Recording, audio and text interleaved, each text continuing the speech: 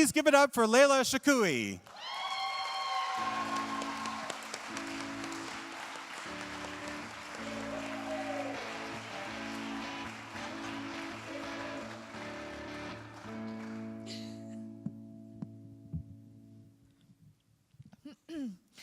Hi, my name is Leyla, and I was named for a song. If you're not familiar, it goes a little something like this.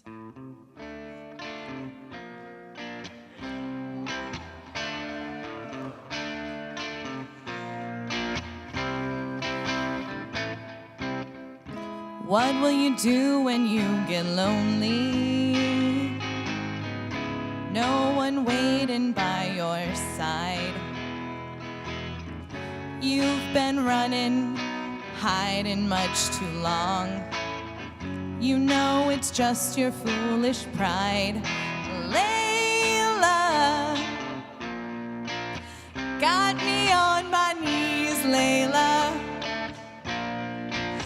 Begging, darling, please, Leyla. Darling, won't you ease my worried mind?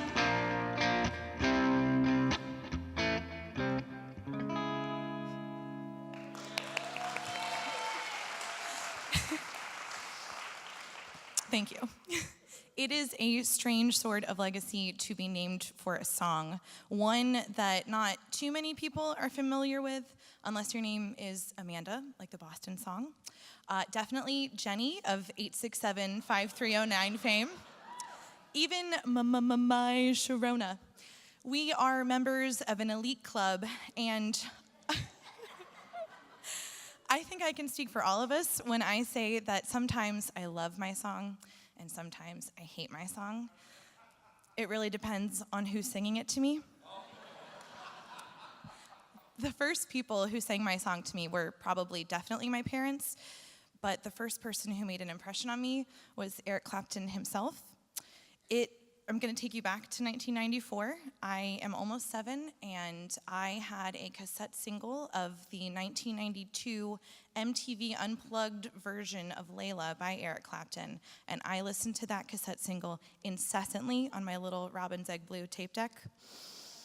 It felt like Clapton was singing directly to me, and that's partly because of the story behind the song. So whatever music journalist asked Eric Clapton, why did you write this song? He referenced an ancient Persian fairy tale called Leyla and Majnun. It's a story of this guy, Majnun, who's obsessed with this girl, Leyla. She was in love with him too. It was very consensual. And for whatever reason, they couldn't be together. It was this tragic story of unrequited love, and so it makes for a great love ballad. The rumor at the time was that Clapton actually was writing and singing about his own unrequited love for Pattie Boyd, who was married at the time to George Harrison of Beatles fame. In a fun kind of coda to that little story, Clapton and Pattie Boyd did eventually get married and then divorced.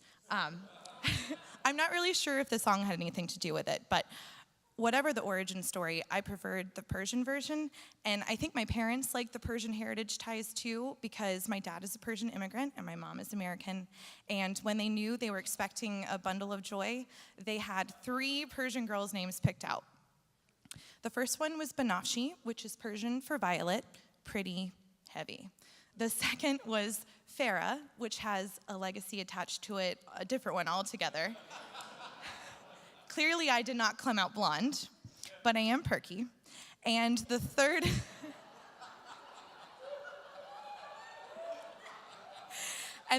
was Leyla, and Persian heritage, they both knew the song, voila, that became my name.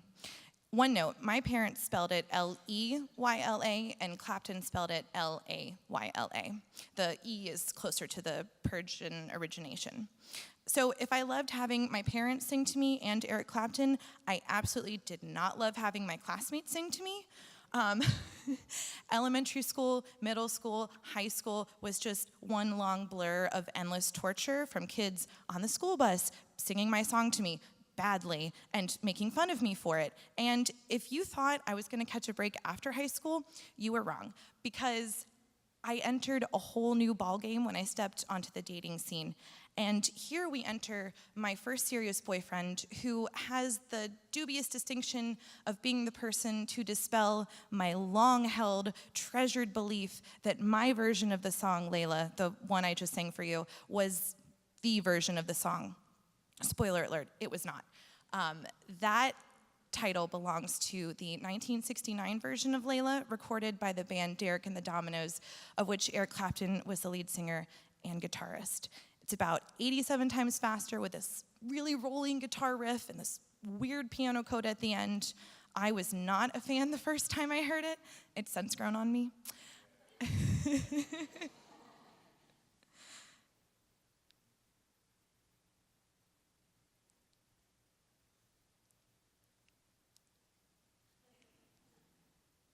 It's since grown on me. I'm a fan now. Yeah. And I love it. It's very good. You will hear a moment of it later as well. Yeah, if I didn't know then that it wasn't going to work out with this guy, I certainly knew one fateful night when we went to our bar together, and it came on the speakers overhead, and I looked at him with all of this pent-up passion that I had bred into the song over the last 20-some years of my life. I wanted him to feel about me the way that Clapton felt about Pattie Boyd, the way that Majnun felt about Leyla, and I looked at him with all of this need and won't you understand what this means to me in my eyes? He didn't. In fact, he said something to this effect: "It doesn't mean anything. I'm never going to sing it to you." Men are dumb.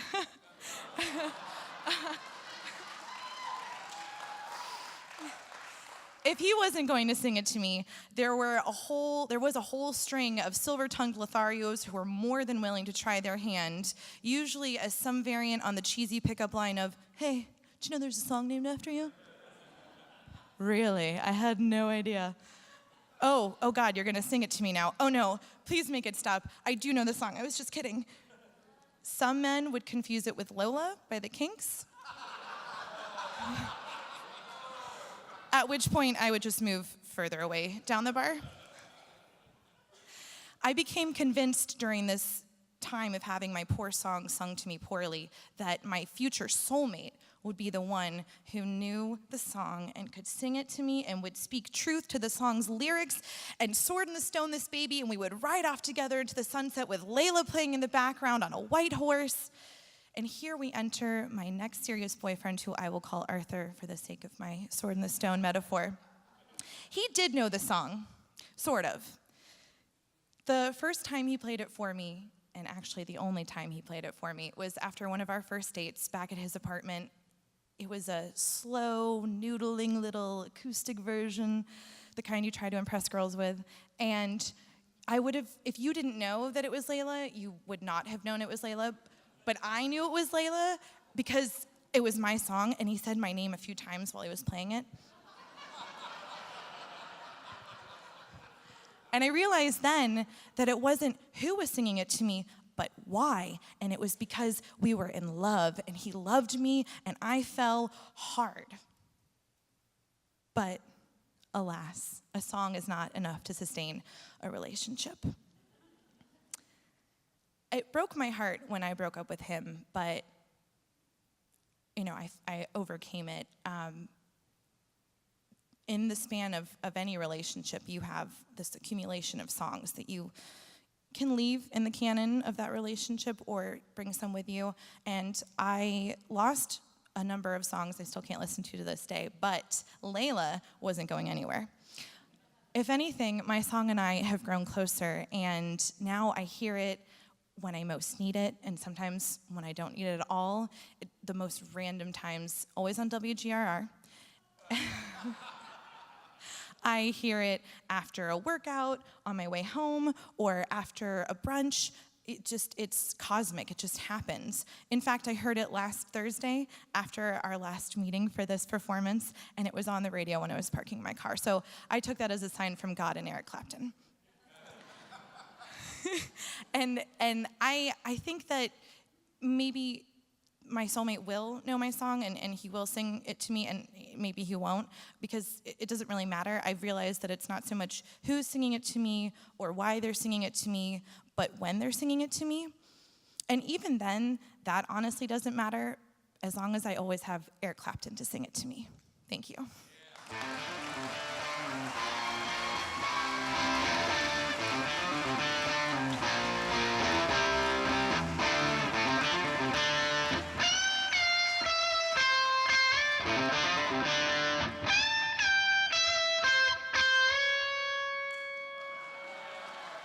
One more time for Leyla.